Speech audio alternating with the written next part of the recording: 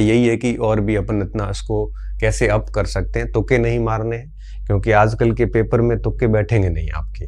इसलिए आप रिस्क तो लें, लेकिन कैलकुलेटेड रिस्क लें। कैलकुलेटेड का मतलब ये है कि वो सारे प्रश्न करें जिसके आपको सभी विकल्प आ रहे हो। वो सारे प्रश्न करें आप जिसको आपको 3 विकल्प के बारे में एग्जैक्ट जानकारी हो, तो सीधा उत्तर निकल जाएगा। वो सवाल भी कर लीजिए, 2 विकल्प आपको एग्जैक्ट आ रहे हैं, 2 नहीं आ रहे हैं, तो ऐसे भी आप काफी प्रश्न कर सकते हैं। उन प्रश्नों को बिल्कुल रेड मार्क करके छोड़ दें जिसके बारे में आपको कोई जानकारी नहीं है। कोई जानकारी नहीं हो या आपको केवल एक विकल्प की जानकारी हो, ऐसे प्रश्नों को छोड़ दें। 30 छोड़ने पड़े तो 30 ही छोड़ दो, 40 छोड़ने पड़े तो 40 ही छोड़ दो। क्यों? क्योंकि ऐसे प्रश्नों में कोई गारंटी नहीं है कि आपका कोई सवाल सही होगा। इसलिए जितने एग्जैक्ट आते हैं वो तो करना ही है। अब मान लो किसी 100 प्रश्न है, पहले पेपर में आपको पता 100 प्रश्न है और दूसरे पेपर में आपके 150 प्रश्न है, तो टोटल 500 का पेपर है ग्रेड 2 का। तो 4 ऑप्शन वाले जैसे 100 में से 30-40 प्रश्न आपको आ रहे एग्जैक्टली, वो आपने कर लिए, बढ़िया ध्यानपूर्वक तरीके से किए और गोले अच्छे से भर दिए ताकि कोई भी आपसे एरर भी नहीं हो। उसके बाद 3 वाले तो वो तो वैसे ही हो गए साथ में। फिर आए आप डबल डिप वाले कि 2 ऑप्शन आ रहे हैं, 2 नहीं आ रहे हैं। उस पर भी पूरी जान लगाए और कोशिश करें कि वहां से कोई गलती नहीं, क्योंकि मैं देखो आपको मैं ये कहूँ कि नहीं आपको केवल वही सवाल करने जो एग्जैक्ट आ रहे हैं, तो कोई भी छात्र छात्रा ऐसा नहीं है पूरे राजस्थान में जिसको 50 या 60 सवाल, अधिकतम 50 एक सवाल होंगे जो एग्जैक्ट आते होंगे, उसमें भी 2-4 गलती से चले जाते हैं। तो ये थोड़ा सा क्या गलत हो जाता है। रिस्क तो लेनी पड़ेगी।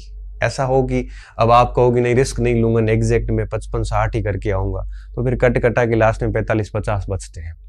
इससे अच्छा ही होता है कि थोड़ी रिस्क लेनी भी जरूरी होती है, लेकिन रिस्क कैलकुलेटेड होनी चाहिए। जैसे मान लो कोई सन आ गया तो सन पे रिस्क लेना मूर्खता है। जैसे कोई गहरा तथ्य आ गया उस पे रिस्क लेना मूर्खता है।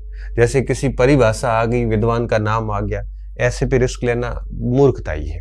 क्योंकि रिस्क वहां ले जहां पे सब्जेक्टिव हो, मतलब आप कंसेप्चुअल प्रश्न हो, अवधारणात्मक प्रश्न हो कि कौन से कथन सही है कौन से कथन सही नहीं है, वहां पे रिस्क ली जा सकती है। तो रिस्क हमेशा जो आपके कंसेप्चुअल प्रश्न होते हैं, एनालिटिकल टाइप के, जिसको कथन कौन से सत्य है कौन से कथन सत्य नहीं है, कौन सी विशेषताएं हैं कौन सी विशेषताएं नहीं है, निम्नलिखित में से कौन सा है कौन सा नहीं है, निम्नलिखित में से सुमेलित कीजिए, दैट टाइप, मतलब इस टाइप के जो प्रश्न होते हैं उन पे रिस्क ली जा सकती है। लेकिन 1 लाइनर प्रश्न है और प्रश्न पूछ लिया गया है कि मान लो कि राजस्थान के अंदर लोकपाल अधिनियम में कितनी धाराएं हैं। अब जब आपको नहीं पता है तो 18-19 का क्यों तुक्का मार रहे हो। हाँ, अगर ये पूछ लिया कि लोकपाल अधिनियम के दायरे में कौन सा नहीं है, 1 2 3 2 3 4, यहाँ सोच के थोड़ी रिस्क ली जा सकती है कि हाँ यहाँ ली जा सकती है। बट धाराएं पूछिए, आपको धाराओं का कोई आइडिया नहीं है, छोड़ दो आप इसको। अब मान लो पूछे कि लोकपाल अधिनियम कब आया, 4 डेट आ गई उसमें और पीछे सन आपको पता है लेकिन 4 डेट आ गई है। अब आपको डेट का कोई आइडिया नहीं है, छोड़ दो उसको। क्यों? क्योंकि ऐसे तथ्यों पे रिस्क लेना मूर्खता कहलाता है। तो कोशिश करना कि जो तथ्यात्मक प्रश्न हो वहां पे रिस्क लेने से बचें आप। तथ्यात्मक प्रश्न पे कब रिस्क लें आप?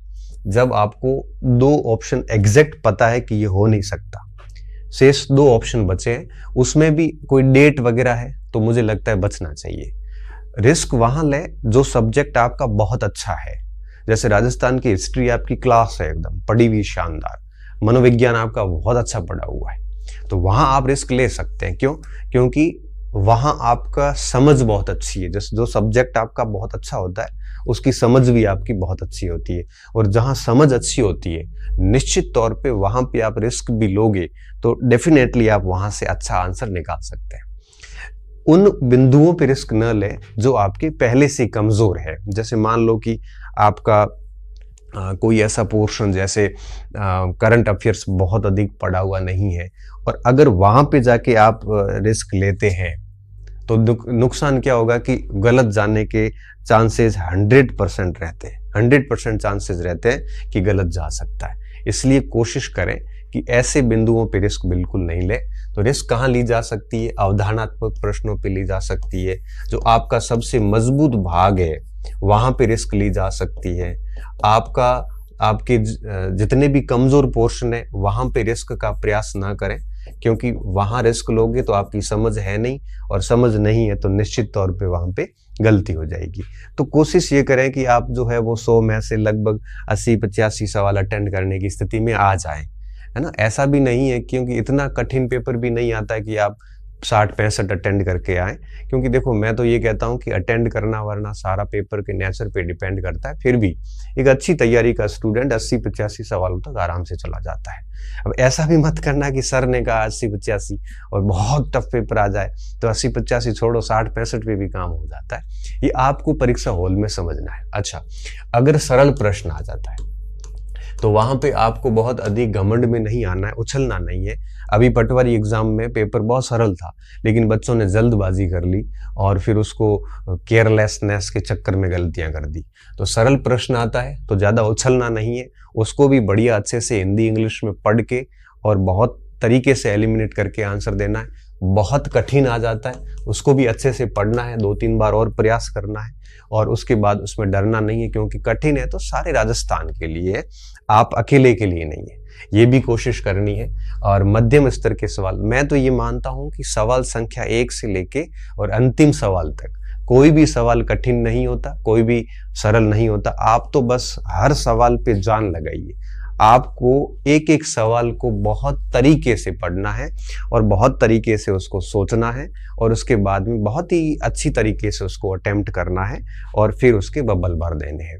तो इस तरह से कोशिश करनी है, आपको बिल्कुल लापरवाही नहीं करनी है। जिस भी स्टूडेंट ने अच्छी तैयारी करी है, साल भर से मेहनत कर रहा हो या 6 महीने से मेहनत कर रहा हो, और अब पेपर के जो 3 घंटे या 2 घंटे जो भी टाइम है, उस पूरे टाइम में हर प्रश्न पर अगर वो जान लगा लेता है लास्ट तक, बिल्कुल कैलकुलेटेड तरीके से, समझदारी भरे तरीके से, तो वो फेल हो ही नहीं सकता। इन चीजों का ध्यान रखना। और एक और आखिरी बात कि स्टार्टिंग में कई बार कठिन प्रश्न होते हैं, तो लोड नहीं लेना है। आप आराम से 10-12 सवाल देख लो, और उसके बाद में 10-12-15 सवाल देखने के बाद में फिर वापस पहले प्रश्न पे आके कर सकते हो, क्योंकि स्टार्टिंग में एग्जाम माइंड जो है वो एग्जाम के अकॉर्डिंग नहीं होता। तो कई बार स्टार्टिंग में जब प्रश्न पढ़ते हैं तो बड़े कठिन से लगते हैं, फिर वापस देखते हैं तो थोड़े वो आसान भी लगने लगते हैं। ये चीजें ध्यान रखें। जिन बच्चों के कंफ्यूजन की दिक्कत आती है तो उनको ऑप्शन के ऊपर प्रश्न पत्र रख लेना चाहिए। प्रश्न पढ़ने के बाद सोचिए उसका उत्तर क्या है, फिर प्रश्न पे प्रश्न पत्र हटाइए, उसमें अगर वो ऑप्शन पढ़ा है तो राइट क्लिक करके उसको कर लीजिए। तो कोशिश करें कि ऑप्शन अधिक ना देखें, ऑप्शन तभी देखें जब ऑप्शन देखने की जरूरत महसूस हो। इस तरह से चले।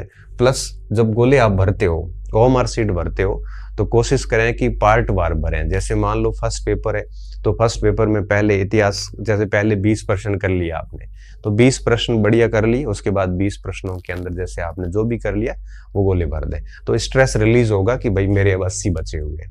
उसके बाद 20 और कर लिए, फिर 20 के गोले भर दिए। इस तरह से 20-20 के 5 स्लॉट में काम कर लो आप। आधे घंटे में आराम से काम ये हो जाता है। आधे घंटे में क्या, 20 प्रश्न करने में 20 मिनट लगते हैं। और उसमें जहां जहां बहुत सोचने की आवश्यकता है उनको छोटा सा क्लिक करके छोड़ दें, उसके बाद में उसको अटेम्प्ट करें। बहुत समझदारी भरा स्टूडेंट होना चाहिए आपका दिमाग, बट ऐसा कहीं पर भी नहीं हो कि जल्दबाजियां कर लो। या कई बार मैं बच्चों को देखता हूं कि बहुत जल्दबाजी करते हैं, फटाफट जैसे कहीं बाहर जाना हो। कई बच्चे ऐसे होते हैं जो 2-4-10 कठिन देखने के बाद पसीने आ जाते हैं। वैसे स्टूडेंट नौकरी के सच में लायक ही नहीं। स्टूडेंट ऐसे बनिए जब पहले से लेके 100% तक मजबूती के साथ जैसे योद्धा लड़ता वैसा होना चाहिए। एक बार की बात है, मैं पेपर देने गया था, मुझे याद है IAS का पेपर था, 2012 था 13 था। मैंने प्रश्न देखना शुरू किया, 1 से लेके लगभग मैं 12-14 प्रश्न तक गया, एक भी सवाल मुझे नहीं आ रहा।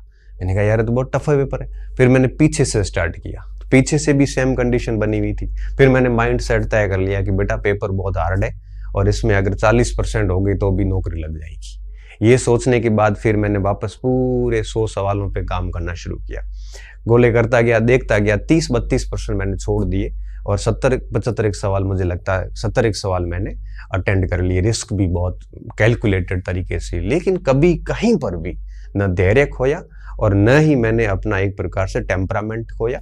बड़े अच्छे तरीके से पेपर अटेंड किया। ये लग गया कि पेपर बड़ा टफ है और बाद में मेरा प्री भी पास हुआ और उसकी कट ऑफ जहाँ तक मुझे याद है 50% क्रॉस नहीं हुई थी और मेरा स्कोर लगभग मुझे लगता है 55 प्लस था 100 में से। सी सेट का टाइम था, पहली बार शायद सी सेट हुआ था उस समय। इसलिए मैं कह रहा हूँ कि आपको धैर्य नहीं खोना है। पेपर सरल आता है तो कोई बात नहीं, आराम से अटेंड करो। और उसी साल की मैं बात करूं, उसी साल की ग्रेड 2 का पेपर था, आप वाला सेम पेपर था। और जब मैं वो पेपर देने गया तो फर्स्ट पेपर 12 का ही था। तो फर्स्ट पेपर जो है वो बहुत सिंपल था, बहुत सिंपल पेपर था। तो हमने अटेंड करना शुरू किया तो बेहद सरल पेपर था, तो धैर्य नहीं खोया, पूरे 100 प्रश्न मैंने देख लिए। और लास्ट में उसमें नंबर आए थे मेरे 193 थे या 94 थे 200 में से। अगर मैं जल्दबाजी करके 2-4 गलत कर देता तो निश्चित तौर पे मैं नीचे आ जाता। और उसी साल मैंने ये शायद मार्च अप्रैल में ये पेपर था, सेकंड ग्रेड का शायद दिसंबर में था, या मुझे अब एग्जैक्टली डेट्स तो नहीं याद है, काफ़ी टाइम हो गया, बट हाँ साल वो सेम ही था। और उसी साल वो IAS प्री का पेपर था। तो प्री वाला पेपर इतना टफ था, वो भी हमने बहुत आराम से धैर्य के साथ किया। और सेकंड ग्रेड का पेपर बहुत सरल था, उसको भी बड़ा धैर्य से किया, दोनों में पास हुआ। इसलिए मैं कह रहा हूं कि अगर सरल प्रश्न आता है तो धैर्य नहीं खोना, आराम से करना। और अगर कठिन प्रश्न होते हैं तो आपको उस समय भी अपना टेम्परामेंट नहीं खोना है, शांति से सोचना है कि भाई पूरे राजस्थान के लिए टफ है।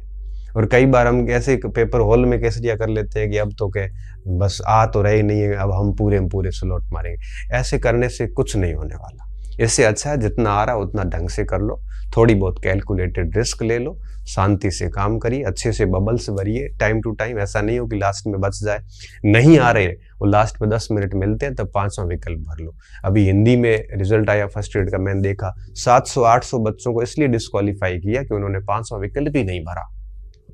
तो कृपया करके ऐसी चीजें ना करें।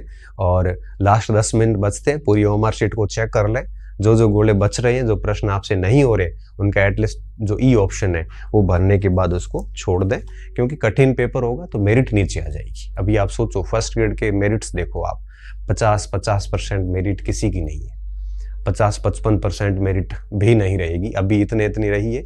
और आगे लास्ट में आएगा 60% के आसपास मेरिट अटक जाएगी, जिसमें तो एक सब्जेक्ट है। अब सामाजिक जैसा पेपर होगा तब आपको पता है उसमें 8 सब्जेक्ट होंगे।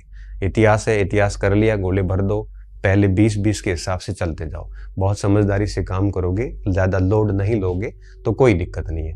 बाकी मैं आपको बता दूं, जो नियति में लिखा है वो होके रहेगा। आपने मेहनत कर ली बढ़िया तरीके से, अब बढ़िया तरीके से पेपर दे दो।